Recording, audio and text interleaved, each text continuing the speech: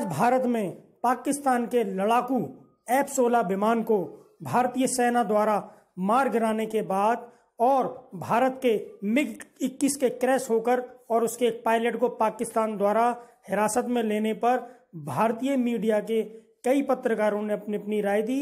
इस क्रम में विदेश मामलों की जानकारी रखने वाले कुछ वरिष्ठ पत्रकारों से टाइगर कमांड की बात हुई।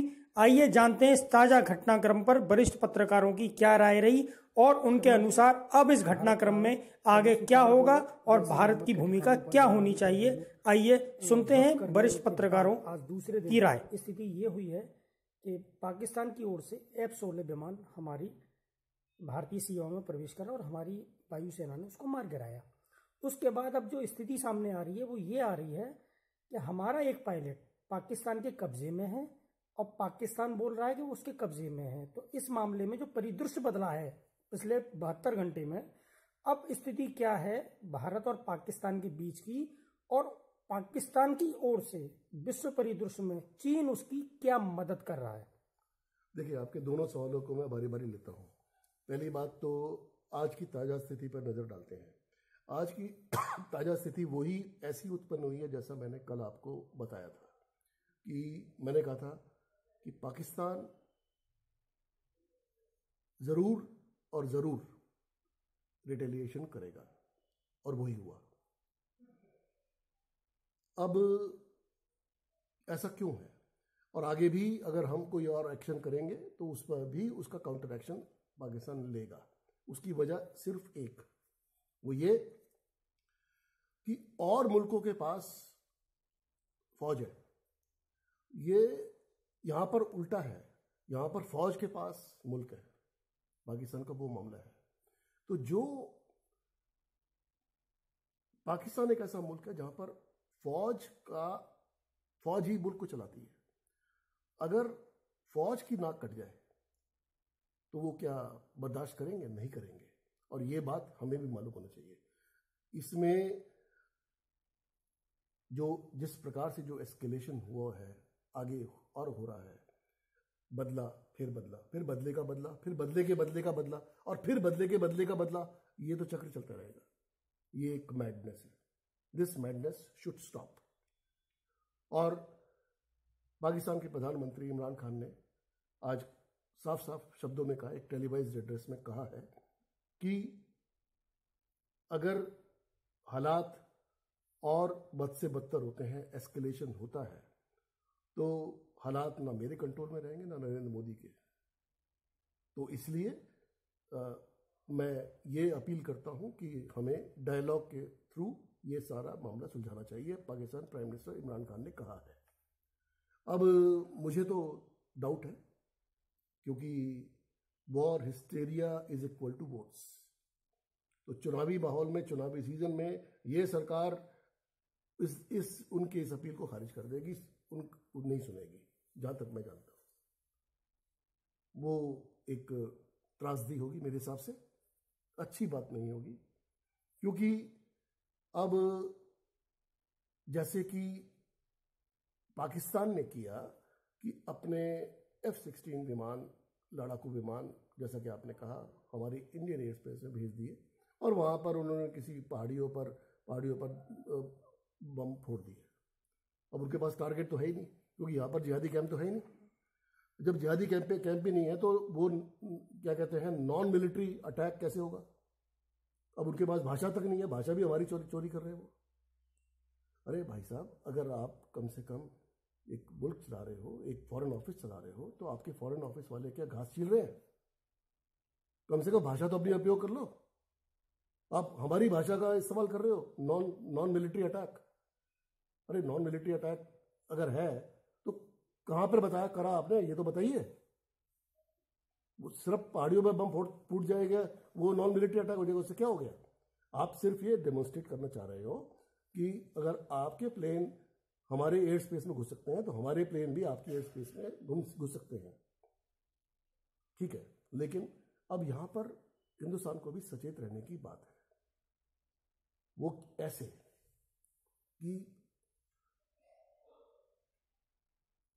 जो कल हमने एक्शन किया था, जो 12 मिराज 2000 प्लेन भेजे थे, वो पूरे के मतलब इसको इस तरह से ले लीजिए कि करीबन 2,500 करोड़ के हमने एसेट्स पाकिस्तान में भेजे थे। खुदा न खास्ता अगर कोई विमान गिर जाता या पायलट बंदी हो जाता जैसे कि आज हुआ, तो 2,500 करोड़ हमारे दांव पे थे। कल जो हमने बम गिराए पाकिस्तान में, एक बम 14 लाख का था। मैं ये नहीं कह रहा कि देखो, war is always costly, war is always costly. युद्ध हमेशा एक विनाशकारी होता है और अंधाधुंध जो है, जो टैक्स पेयर का पैसा है, वो उसमें गर्त में जाता है।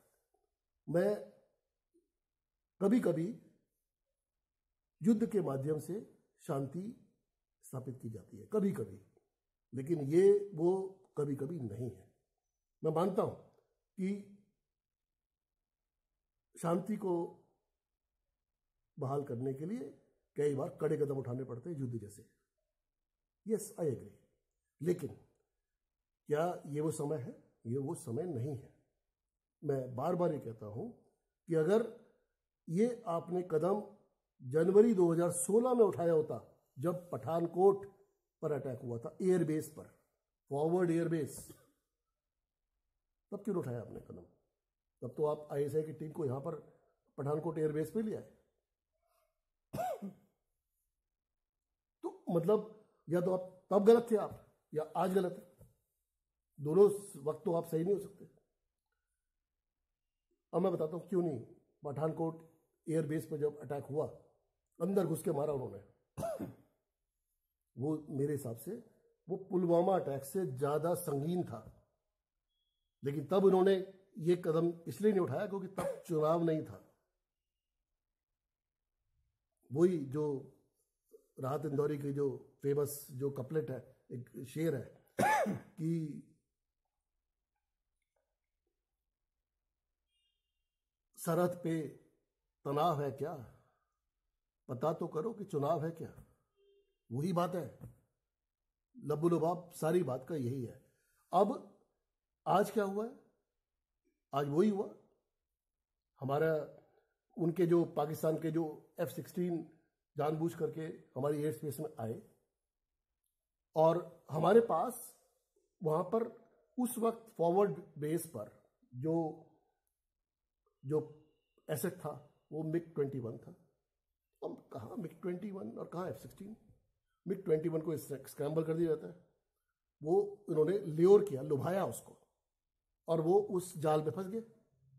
अब MiG-21 गया, उनकी एंटी एयरक्राफ्ट गन्स तैयार बैठी थी, उन्होंने बमबारी कर दी, और वो जो MiG-21 जो है वो गिरा, उनकी टेरिटरी पे गिरा, और पायलट बेल आउट कर गया, पैराशूट उससे उतरते हुए उसको गिरफ्तार कर लिया। मेरी तो जानकारी ये भी है कि एक पायलट नहीं, 2 पायलट है उनकी कस्टडी में।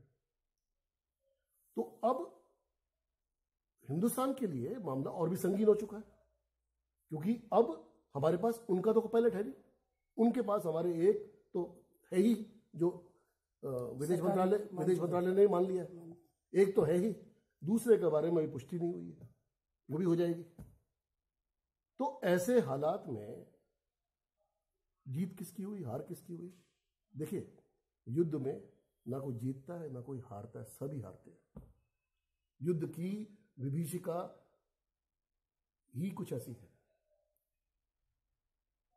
अब आता हूं आपके दूसरे प्रश्न पर कि इसका जो इंटरनेशनल एंगल है, इंटरनेशनल फॉलआउट है, चाइना का क्या रुख है।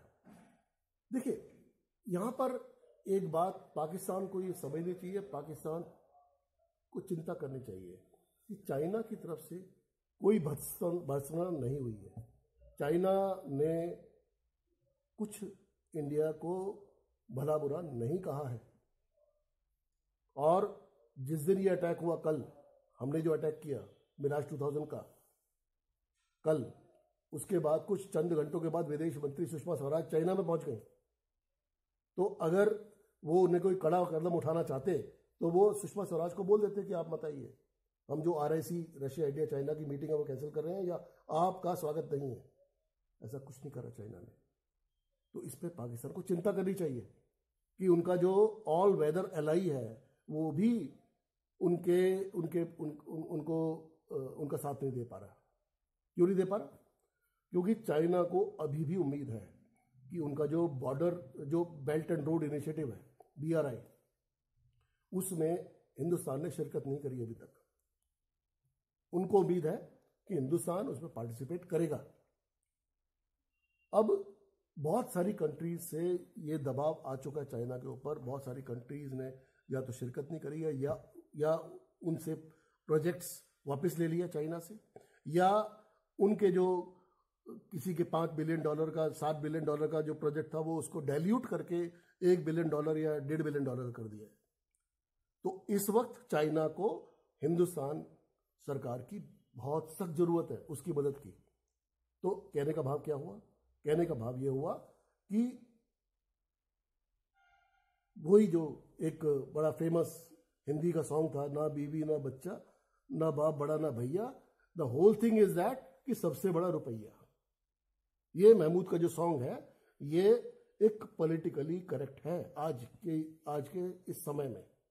और ये बात पाकिस्तान को समझनी चाहिए कि they should not take Chinese support for granted, क्योंकि उनको ये तो हमेशा भीख का कटोरा लेके पहुंच जाते हैं हर एक मुल्क के आगे। वो कब तक भीख देगा? चाइना भी, चाइना को भी तो अपने हित संवारने हैं। ये जो चाइना की जो चुप्पी है, ये इनको कहीं भीतर तक साल रही होगी पाकिस्तान को।